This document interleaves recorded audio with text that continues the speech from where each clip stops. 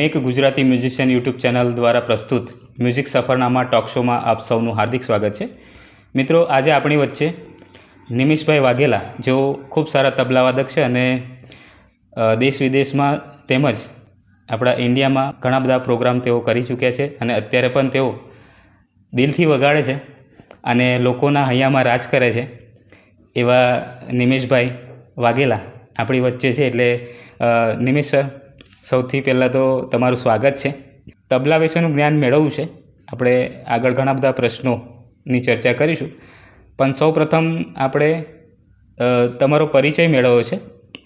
આપણા દર્શક મિત્રો તમારા પરિચય માટે ઉત્સુક છે, તો સૌપ્રથમ આપણે પરિચય આપીશું, ત્યારબાદ આગળની આપણી જે મ્યુઝિક સફર છે એના વિશે ચર્ચા કરીશું। જય માતાજી મિત્રો,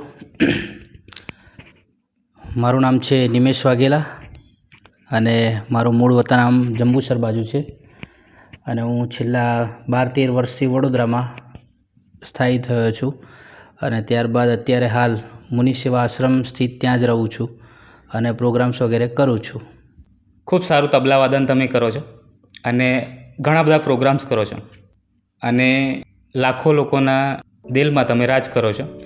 પણ નિમેશભાઈ જ્યારે બાળપણમાં હતા, એટલે કે કોઈ પણ બાળક હોય, સ્વાભાવિક છે એને ઘણી બધી બાબતોમાં અલગ અલગ ફિલ્ડમાં એને ઇન્ટરેસ્ટ હોય, કારણ કે નાનું બાળક હોય ને તો એનું જે મેમરી કાર્ડ હોય એ બ્લેન્ક જ હોય। હવે નિમેશભાઈના મેમરી કાર્ડમાં એવું ક્યારે એન્ટર થયું કે એમને તબલાવાદન તરફ જવું છે, મ્યુઝિકમાં આગળ વધવું છે? શરૂઆતની વાત કરીએ તો હું પ્રાઇમરી સ્કૂલમાં જ્યારે કુરાલની અંદર ભણતો હતો અને અમારે જો કે ગામડું છે મારું, અને એ ગામડાની અંદર આવી રીતે ભજનીક બધા ઘણા બધા હોય અને ભજનીક હતા એમનું જોઈને અમને થોડીક એમ અંદરથી ઈચ્છા થઈ કે હવે અમે બી કંઈક આ લાઈનની અંદર જઈએ। અને પહેલું કે મારા પપ્પાએ ભજન ગાતા હતા, તબલા વગાડતા, હાર્મોનિયમ વગાડતા, એટલે એમનું જોઈને અમને થોડી અંદરથી ઈચ્છા હતી। અને પછી સ્કૂલની અંદર ગયા એટલે સ્કૂલની અંદર સૌપ્રથમ આવી રીતે ઢોલક વગાડવાનું સ્ટાર્ટ કરી દીધું। ઢોલક વગાડવાનું ચાલુ કર્યું એટલે એક જગ્યા મળી આ રીતે મને, અને એ જગ્યા મળી ત્યારબાદ પછી મેં ચાલુ જ રાખ્યું અને ધોરણ 8, 9, 10ની અંદર ગયો ત્યારે બી આ કન્ટિન્યુ રાખ્યું, પછી 11, 12માં ગયો ત્યારે કન્ટિન્યુ રાખ્યું। પછી મેં સૌથી વધારે મહેનત જ્યારે કોલેજની અંદર ગયા ત્યારે વધારે મહેનત કરી મેં। હા મિત્રો, આમ કહેવાય ને કે બાળપણમાં તમારા માતા પિતા, ગુરુનો સપોર્ટ તમને મળે તો તમે ખૂબ જ આગળ વધી શકો, તમે સફળતાના શિખરો સર કરી શકો। માતા પિતાનો તમારા ઉપર આશીર્વાદ સાથે સાથે સહયોગ પણ હશે। આપણે તમારા માતા પિતા વિશે જાણવું છે। મારા ફાધર એ સારા પેન્ટર છે અને એમના થકી થોડું સંગીતનું મને જ્ઞાન મળ્યું।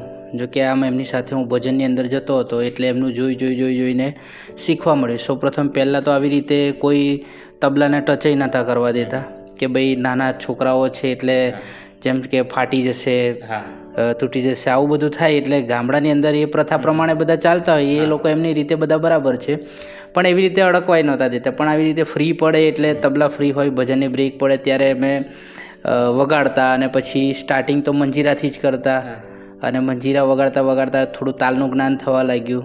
ત્યારબાદ પછી આવી રીતે ધીમે ધીમે તબલા પર હાથ ચાલવા લાગ્યો અને પછી થોડી વધારે મહેનત ચાલુ કરી અમે।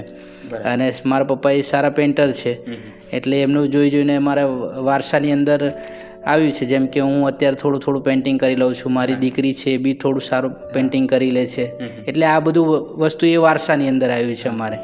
જો કે સંગીત તો પહેલેથી ચાલતું જ આવ્યું છે, મારા દાદાથી, પછીથી મારા પપ્પાની અંદર ને પછી મારી અંદર એમ। તો મિત્રો, આમ કહેવાય ને કે કૂવામાં હોય ને તો હવાડામાં આવે, એ વાક્યને સાર્થક કરે છે, કારણ કે તમારા પિતાશ્રી આર્ટિસ્ટ છે, સાથે સાથે સારા મ્યુઝિશિયન પણ છે। અને હું તમને જણાવી દઉં કે મને પણ સારું પેઇન્ટિંગ કરતા આવડે છે। મારી પાસે મારા પોતાના 200+ પેઇન્ટિંગ છે અને મને પણ મ્યુઝિકમાં સારો રસ છે। અને મા સરસ્વતીની કૃપા હોય તો જ તમે કલામાં નિપુણ થઈ શકો અથવા તો કલામાં આગળ વધી શકો, સફળ થઈ શકો। એટલે તમારા ઉપર મા સરસ્વતીના આશીર્વાદ છે અને ભરપૂર આશીર્વાદ છે, સાથે સાથે માતા પિતાના પણ તમારા ઉપર આશીર્વાદ છે અને તેઓએ તમને ખૂબ સારી એવી સફળતા મેળવવા માટે અથાગ પ્રયત્નો કર્યા છે. તમને એવું ક્યારે લાગ્યું કે મારે તબલામાં જ આગળ વધવું છે? તમને એવું ક્યારે ફીલ થયું કે મારે તબલા શીખવું છે? આમ તો સ્ટાર્ટિંગની અંદર મેં બહુ પહેલાં હમણાં વાત કરી તમને કે 3જા ધોરણમાં ભણતો ત્યારે મેં ઢોલક વગાડતો હતો. ત્યાર પછી હું 8મા ધોરણમાં ગયો એટલે તે સમયે માસ્ટર રાણાનો જમાનો હતો. માસ્ટર રાણા અને હરિ ભરવાડનો જમાનો હતો. તો એમની એક કેસેટ હતી કે આવો મારા રામ, અને એ કેસેટ પરથી જોઈને મેં થોડા ભજન ગાતા શીખી ગયો. એટલે અમારા ભજન મંડળ ચાલતું હતું. એ મંડળની અંદર હું થોડા ભજન ગાવા લાગ્યો. પણ પછી મારો ઇન્ટરેસ્ટ કંઈક અલગ જ વિચારતો હતો કે હું ડ્રમસેટ બી વગાડું. જેમ મારે ક્લાસિકલ ડ્રમસેટ શીખવાની મારી બહુ ઈચ્છા હતી. પણ પછી અમારા ગામની અંદર, અમારા ફળિયાની અંદર એક મુકેશભાઈ પરમાર, તેમને મને સજેશન આપ્યું, સલાહ આપી કે તું આ ડ્રમસેટ બમસેટ બધું રહેવા દે તું ભાઈ, અને તું કંઈક એવું શીખી જા કે જેનાથી રેગ્યુલર ધંધો મળતો થઈ જાય અને તારું નામ થાય. ત્યાર પછી મેં તબલાની શરૂઆત કરી, અને એમને પછી મને પહેલો સાથ મને આપ્યો એમને, એટલે એ મારા ગુરુએ. અને પછી ત્યાર પછીની જર્ની વાત કરીએ કે સમથિંગ 2010 ક્રોસ કર્યા, અને પછી મેં 2013ની અંદર મારા લગ્ન થયા. 2013માં મારા મેરેજ થયા. ત્યારે મારું ડિપ્લોમા ચાલુ હતું મ્યુઝિકની અંદર, તબલાનું ડિપ્લોમા સ્ટાર્ટ હતું. અને ત્યાર પછી સૌથી વધારે સપોર્ટ મારી પત્નીએ મને કર્યો કે ભાઈ તમે આ ફિલ્ડની અંદર આગળ વધો, અને તમને એમ ગમે છે, તમને વગાડવાનું ગમે છે, તમે સૌથી વધારે મહેનત કરો તમે એમ. તો પછી ત્યાર પછી મારા પત્નીના કહેવા પછી મેં બેચલર સ્ટાર્ટ કર્યું મેં. એટલે 2013ની અંદર તબલા બેચલર સ્ટાર્ટ કર્યું મેં, અને 2016ની અંદર મેં બેચલર પૂરું કર્યું.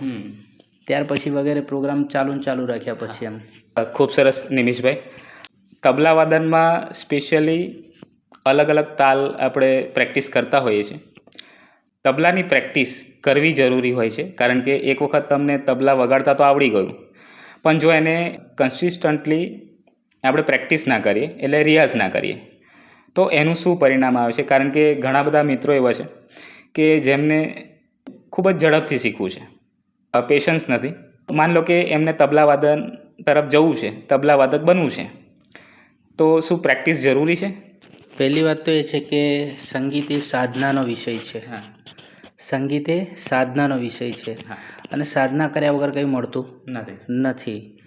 હું મારો પોતાનો જે કે અનુભવ જણાવી દઉં છું કે જ્યારે મેં સ્ટાર્ટિંગ કરી તે વખતે મેં કન્ટિન્યુ 3-3.5 કલાક સુધી એક ધાર્યો તબલા વગાડતો હતો. તે કોઈ પણ એક જ પર્ટિક્યુલર એક તાલ લઈને વગાડતો હતો કે એક કાયદો લઈને વગાડતો હતો. જેમ કે સ્ટાર્ટિંગ મેં કર્યું એટલે બધું ક્લાસિકલ જ શીખવાનું હોય. ક્લાસિકલની અંદર દાદરા, કહેરવા, તીન તાલ, રૂપક, જપતાલ, બધા વગેરે તાલ, ઘણા બધા તાલ આવે. અને એ રીતે મેં સ્ટાર્ટિંગ કર્યું. એક પેટર્નને મિનિમમ 3 કલાક સુધી વગાડી છે. ત્યારે એ મારા માઇન્ડની અંદર ફિટ થયું છે. અને ઘણીવાર એવું લોકો મને કહે છે, અત્યારે મને બહુ લોકો ક્લાસીસ માટે ફોન કરે છે, અને ફોન કરીને એક જ પ્રશ્ન કરે, કેવું 2-3 મહિનાની અંદર તબલા આવડી જશે? એટલે હું એ ભાઈને એવું કહું છું કે ભાઈ તું તબલા શીખવાનું રહેવા દે, તું કંઈક બીજો ધંધો કર. કેમ કે તબલા એક એવી વસ્તુ નહીં કે મજાક નહીં કે 2 મહિનામાં આવડી છે કે 3 મહિના. હું એક જ વાત કરું છું કે તબલા પર તારે હાથ મૂકતા 3 મહિના થશે. 3 મહિના હાથ મૂકતા થશે, અને પછી તું ધા વગાડીશ ત્યારે હું તને આગળ શીખવાડીશ. ત્યાં સુધી હું તને કશું જ નહીં શીખવાડી શકું. કેમ કે આ સિસ્ટમ છે, ને સિસ્ટમને આપણે ફોલો કરવી જ પડે. કેમ કે ધા આવડશે તો ધીન આવડશે, ધીન આવડશે તો ના આવડશે, ના આવડશે તો તા આવડશે. બાકી એ સિવાય કશું આવડે નહીં. બિલકુલ.